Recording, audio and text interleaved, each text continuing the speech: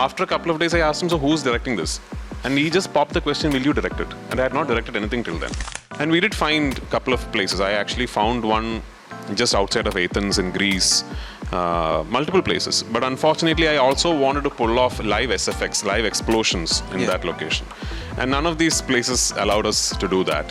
If you ask me to direct Empuraan, I'll say no. Because it is not my cup of tea. It's an unbelievable task. Even back in 2016-17, when we conceived the 3-film trilogy, I knew that part 2 would be very big. Okay. And I know that part 3 will actually be big. We know what all things he has to sacrifice for this film.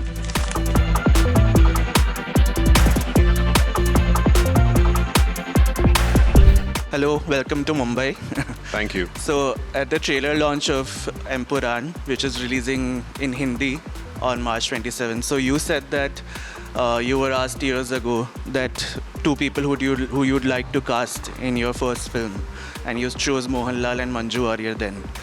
I want to ask you, sir, that did you see the director in him before he realized that he's a director?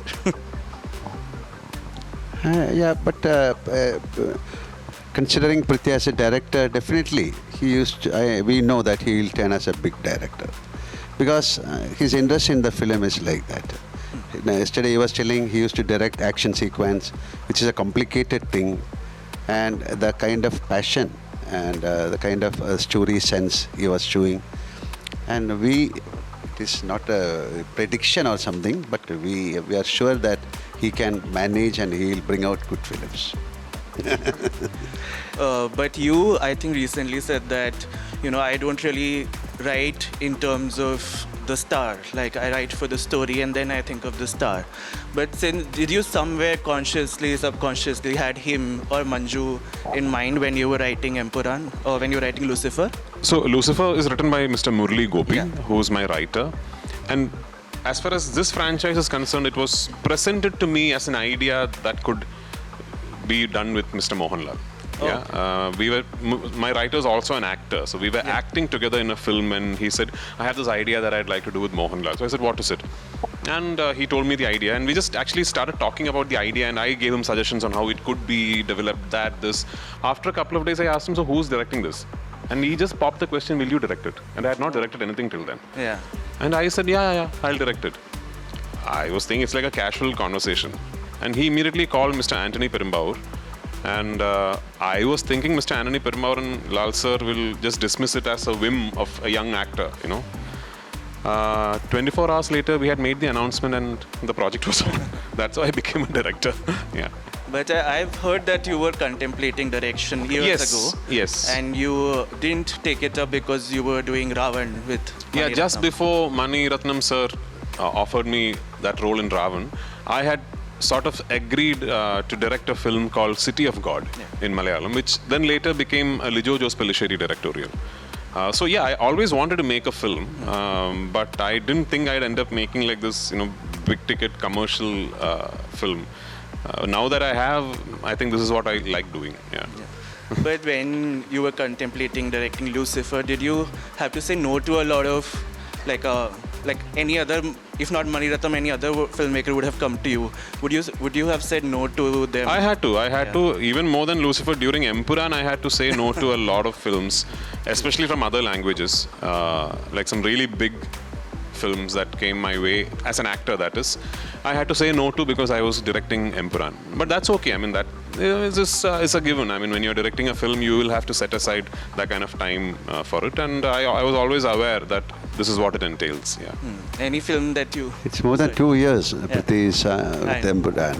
So we know what all things he has to sacrifice for this film. Yeah. But any film you regret turning down, or you thought that I should have done it if it came to me at a better timing? There are, but now that someone else has done it, it's not fair to be saying it. Yeah, I know. Similarly, sir, you also turned to direction with Burrows. So did you also have to say no to your actor within that, okay, you take a back seat, let the director get a chance also? No, my directorial film is totally different film. It's a 3D film. It's more of an experiment. We tried and we have done it brilliantly, I believe. After 40 years, somebody from Malayalam industry, because the first film happened in Malayalam only. We have so many firsts from the industry, like first process, cinema scope, 3D, first scope, everything is from. Even yesterday, it could be the first IMAX film. So many things are happening in Malayalam. So there was a thought process and we made that film. It doesn't mean that I am continuously going to direct a film. It's an entirely different thing.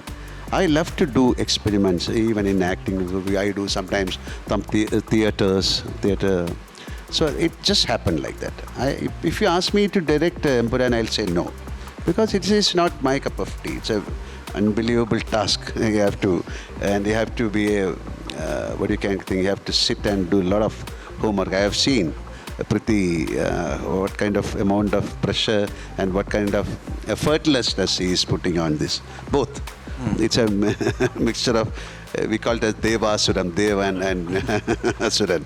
So, how brilliantly he is treating the film. It is not an easy thing to put up a film and to bring it in that expectation. So, as far as I am concerned now, I believe I am going with my acting now. But definitely it can change when we get a very good subject or something happen. If I am destined to do another film, definitely I'll do. Thank you. But I saw Baroza find it hard to believe that you can't direct Empuraan. Don't you think so? Anyone can direct Empuraan. No. I honestly believe so. Yeah. Anyone who puts in the effort to understand what it entails, anyone can direct Empuraan. I mean, any filmmaker can direct Empuraan. I'm not claiming it's anything special. I think you're being too modest. I believe what I'm saying, but anyway. But sir, when he came to you to narrate Empuraan, I remember that you said at the trailer launch that you were more nervous than he was, and he was more assured that... Yeah, because I mean, this has never been attempted from our industry. A scale of this kind of size and canvas has never been attempted. So even while writing halfway through, I was thinking, this is probably not going to get made, because halfway through writing the shoot script, I realized I had probably thrown the pebble a little too far. I was thinking, man, I think you've gone way above what could be possible. And unfortunately, in my mind, I was stuck with that and I was not able to pull it back. I was not able to sort of then make it smaller or anything. So I thought, okay, I'll just finish writing my shoot script. And then I'll just go narrate it to Lal sir and my producer. And so I went to Dubai to his office and I was narrating the script. And even while narrating, I was thinking at the end of the narration, both of them are going to say, this is probably just a little too much. But he was the one who said, we are going to go all out and do this. It is like we have a sequence in the US. So normally I have done a couple of films in the US. We'll concentrate in one place. But this film, it starts from Santa Fe. Then next is in Morgan City. Then in New York. Then in Arizona. It's just New Orleans. huge, yeah. It's a New Mexico. It's a big travel. But he was very particular that he wants to shoot there. That is the confidence he is having on the script. And to be carrying like a 100-member unit, and to be charting air travel and, go to New Mexico, shoot, then overnight shift to New Orleans, shoot, then overnight shift to Arizona, shoot, then overnight shift to New York, shoot. It is unheard of for Malayalam cinema, But you worked on some big tent poles like Salar and then Bade Miyan Chote Miyan. So did those experiences kind of inspire you that I also want to get this scale possible for Malayalam cinema? Empuraan was conceived way before all that, and even back in 2016-17 when we conceived the 3-film trilogy, I knew that part 2 would be very big, and I know that part 3 will actually be big. But having said that, I'm very sure that working in such films, working with filmmakers like Prashant and Ali and all that, I'm sure I've learned a ton of things. And if you ask me what have you learned, I'm not able to tell you, but I'm sure I have. And at a subconscious level, I'm sure that I'm relying on all that knowledge to pull off something like this. So every film as an actor, I'm assuming subconsciously I'm picking up lessons also as a filmmaker. There's like what to do and what not to do. Yes. That's also very important. Yeah. because in such big films, if you make a small error, it will reflect on the screen and entire project will get affected. So what not to do is also a big challenge. Speaking of that, I remember you wanted to shoot in Dubai for the climax of Lucifer, and that you couldn't get the permission. So was there any similar hurdle on Empuraan as well? There were a ton of hurdles. There were a lot of hurdles in Empuraan, especially with locations. Yeah. Climate though was a huge issue for us. But I am a believer in shooting as much of everything in real as possible, and I rely as little as possible on CGI. So there was this very, very big sequence that in the film it happens in Iraq. And it happens in a particular landscape in Iraq, which so we actually traveled to multiple countries to see if we could find a location for real that could pass off as that particular place. And we did find a couple of places. I actually found one just outside of Athens in Greece, multiple places. But unfortunately, I also wanted to pull off live SFX, live explosions in that location. And none of these places allowed us to do that. They all said, if you want to shoot here, the explosion will have to be CGI.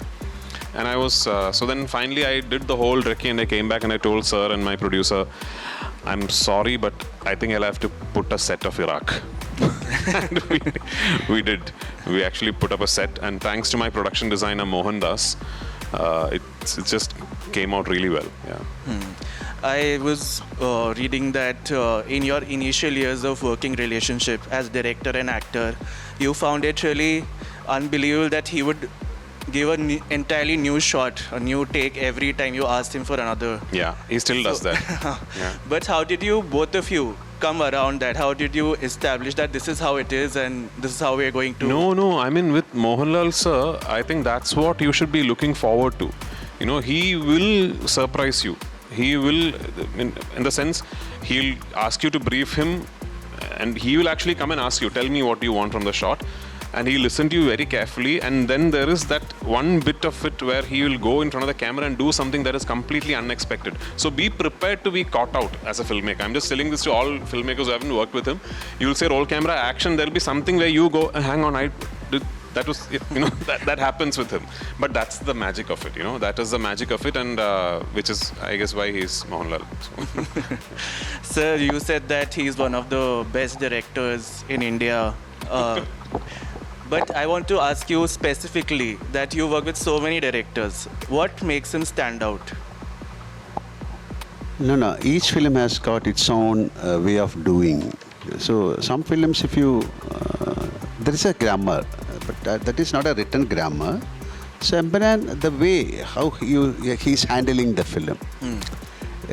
With another director can handle in a different way. But this film demands what the film demands he knows. That is a very important thing. And as an actor, if I have a confusion or any questions, and if I ask the director, he should reply. Yeah. That is a confidence, that is the commanding power of the director. So I'm not pinpointing any other people, any other director. Some people cannot do that. What is the purpose of this shot?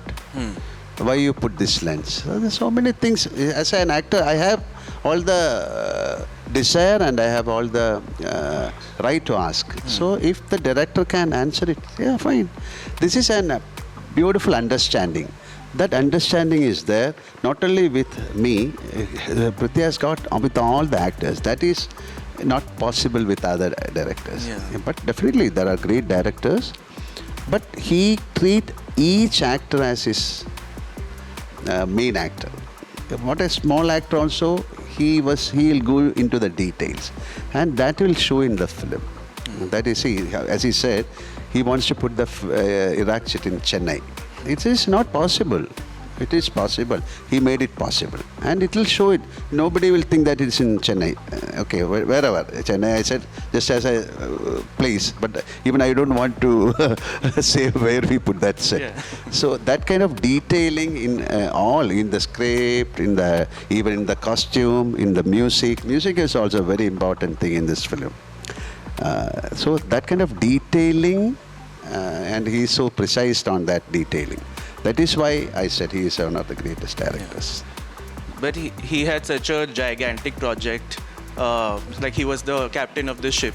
Did you ever see him get nervous? And when he did you have to It is go and not comfort? nervous. Yeah. It is, he demands so many things because as we promised, and if somebody cannot fulfill his promise, definitely he'll get. This is more of a commitment, and he has got all the right to ask. And it is for not for him, it is for the movie. So it is, and definitely the climate, we have to shoot it fast. It cannot be a very passive, very jolly kind of thing when certain scenes are shot. So that kind of emotion, nervous, it's not nervousness. It is more of demanding and for the betterment of the film. Sometimes, definitely, he looks like a pavam, but he is not pavam. I feel like Malayalam cinema has the chops and it has a unique quality to because it's always controlled its budgets.